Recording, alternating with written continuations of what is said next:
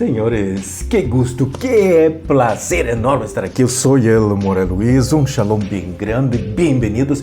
Estamos entrando a la clase número 8 del Zohar HaKadosh Parashá Korah. Estamos justamente ali vendo lo que es de la Parashá Korah, los párrafos 19 al 20. En la clase número 7, ¿se acuerda?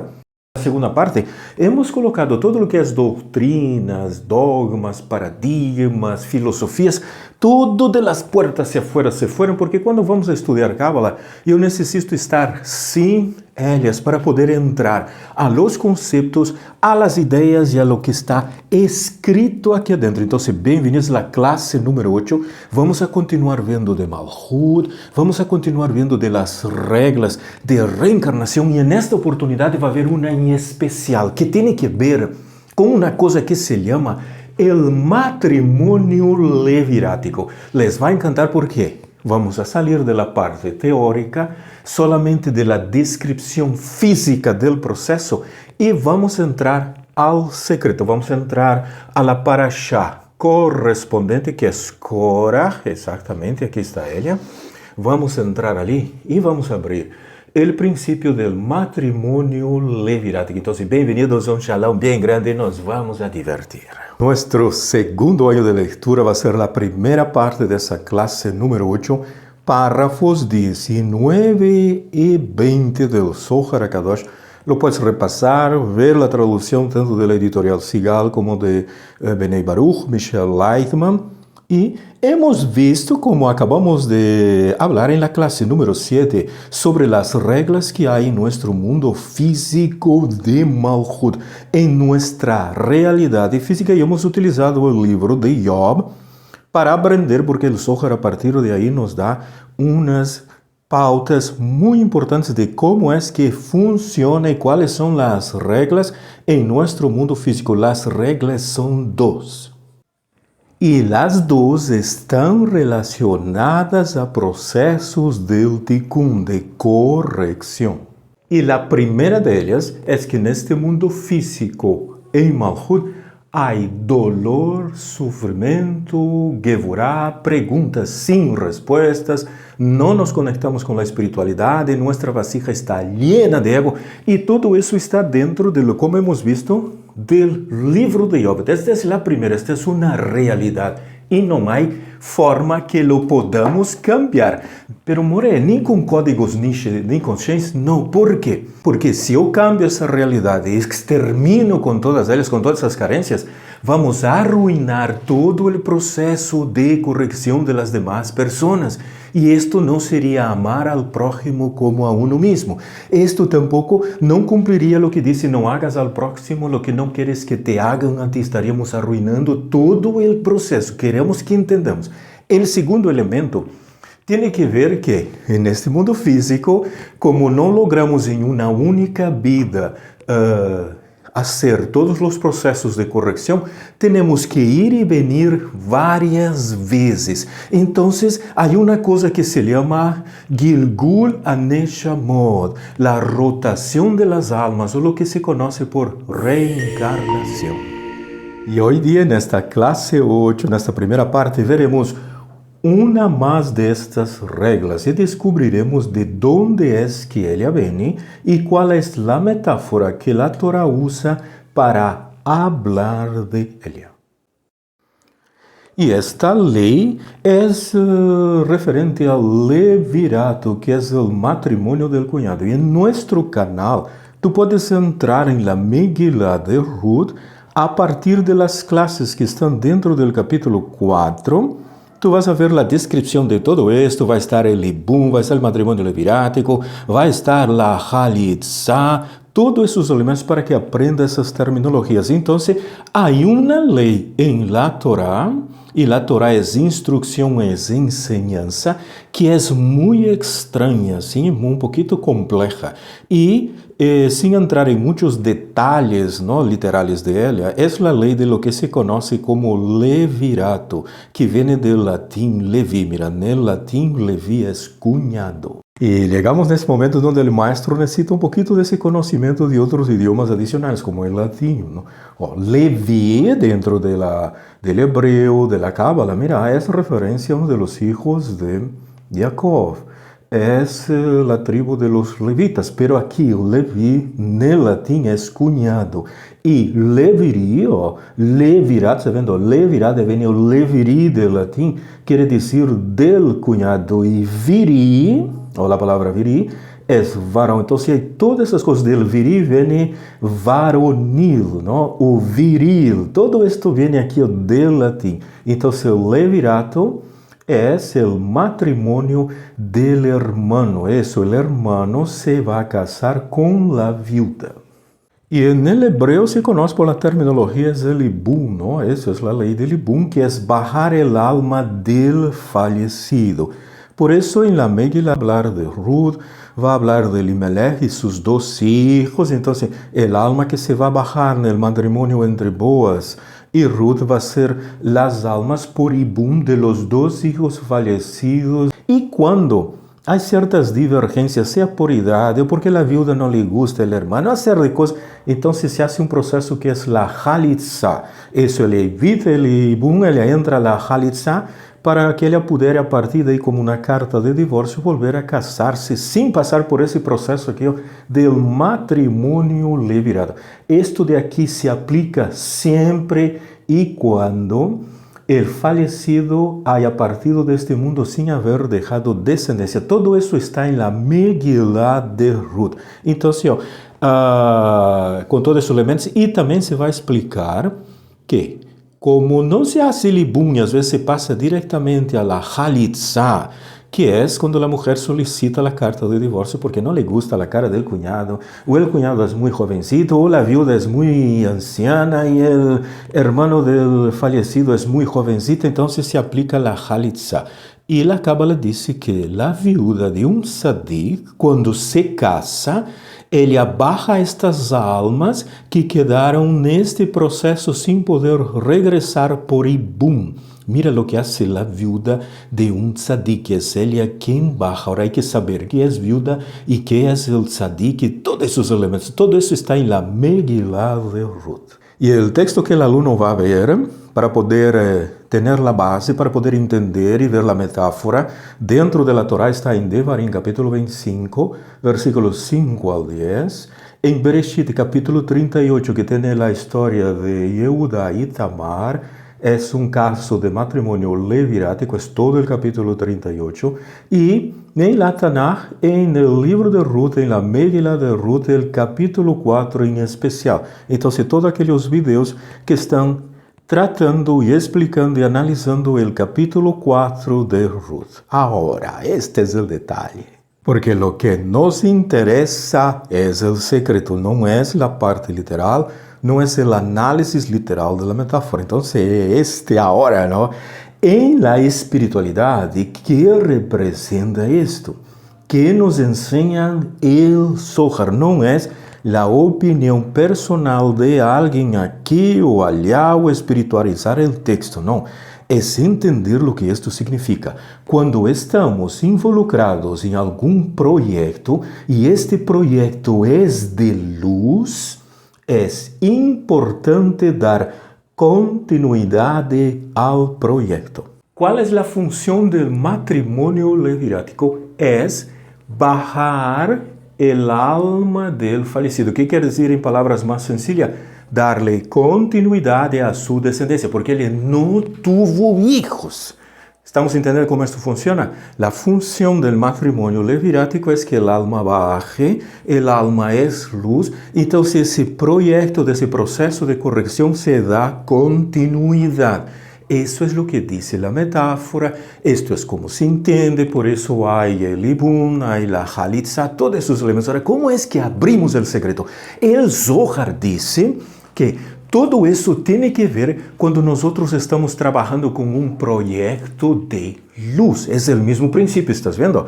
Hay un proyecto de luz y hay que darle continuidad.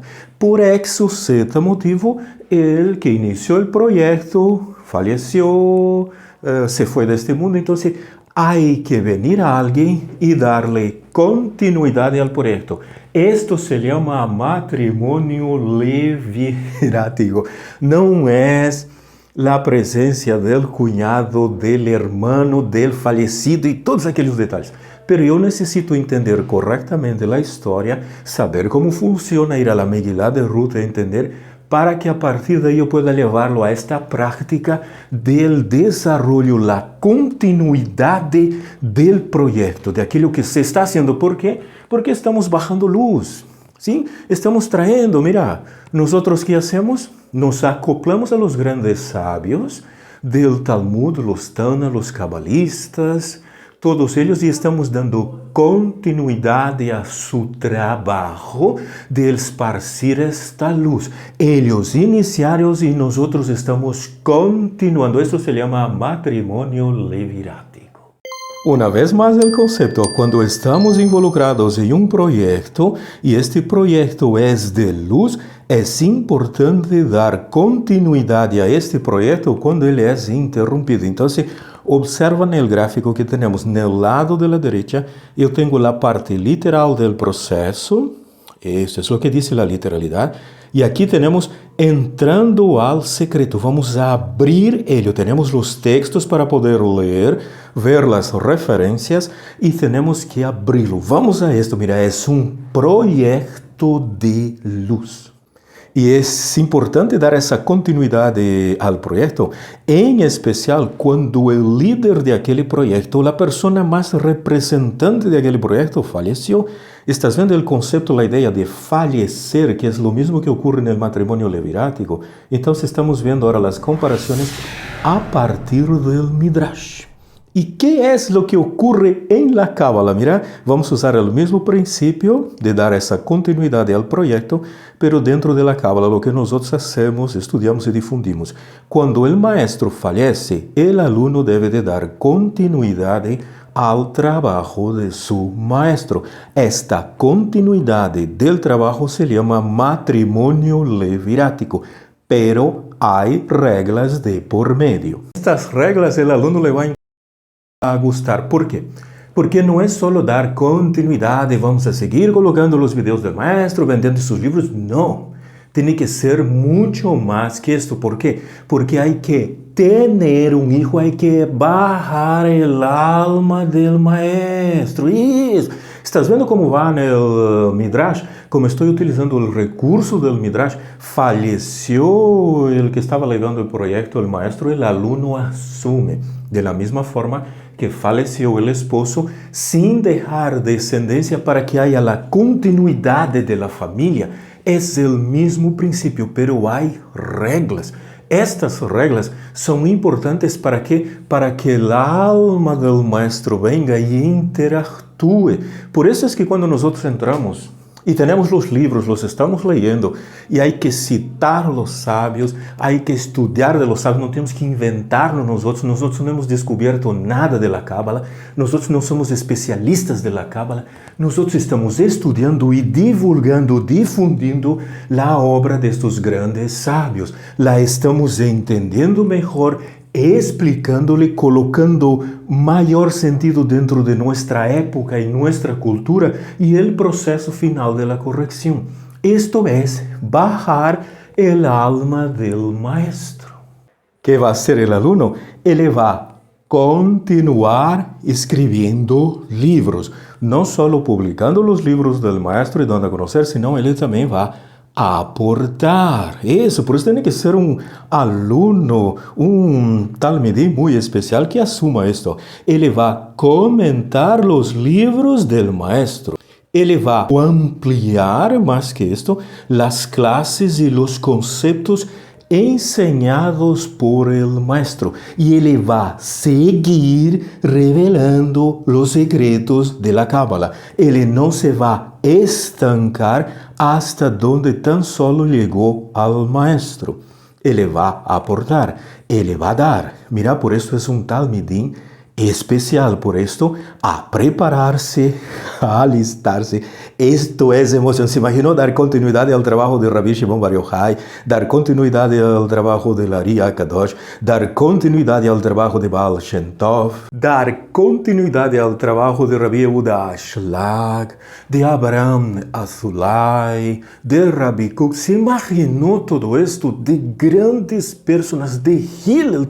¿Se imaginó lo que se puede hacer? Por eso es que hay reglas. Não é fundar solo na yeshiva e nos quedamos solo na prática da enseñanza, da transmissão e colocamos todos os maestros a um lado, todos se retiram, los botamos de la puerta hacia afuera e nos inventamos nuestras ideias, nuestros conceptos, nuestra cábala e le formulamos as ideias, le damos vuelta e nos inventamos uma montonera de coisas que de cábala não tem nada.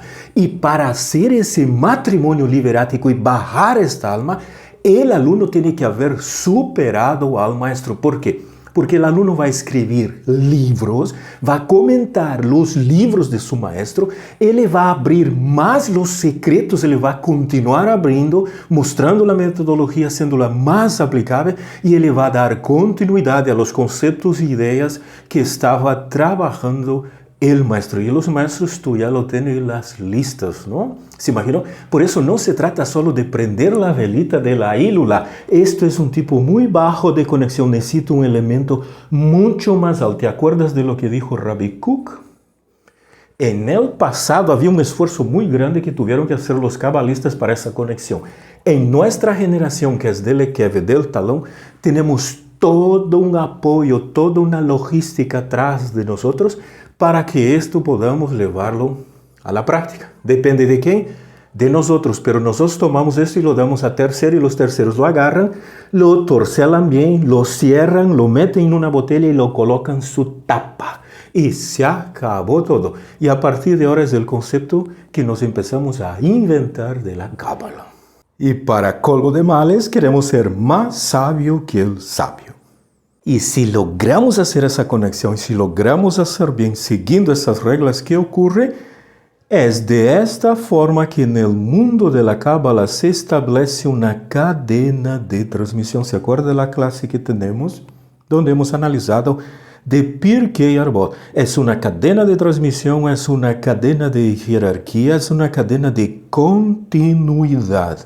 Es por eso que tenemos una cadena de transmisión desde Moshe, y más que Moshe, desde Abraham, y aún mucho antes de Abraham. Estamos hablando de Adán Arishon, donde hay el maestro alumno. Adán le pasó a Shet, Shet a Hanoch, Hanoch a Noah, Noah a Shem.